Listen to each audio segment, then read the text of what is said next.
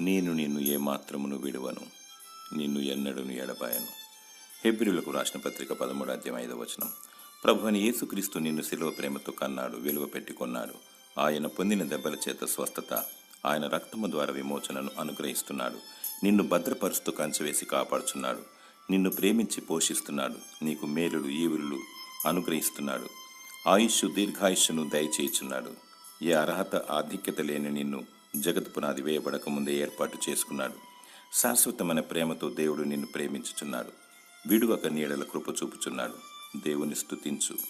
క్రీస్తేసు కలిగిన మనస్సును కలిగి జీవించు. పరిశుద్ధత పవిత్రత కలిగి నిష్కలంకమైన వధువుగా సిద్ధపడుము. గొర్రెపిల్ల ముద్ర జీవము గలి దేవుని ముద్రను కలిగి 1000 ఏళ్ల రాజ్యంలో పరిపాలించాలి. నిత్య రాజ్యములు చేరాలి.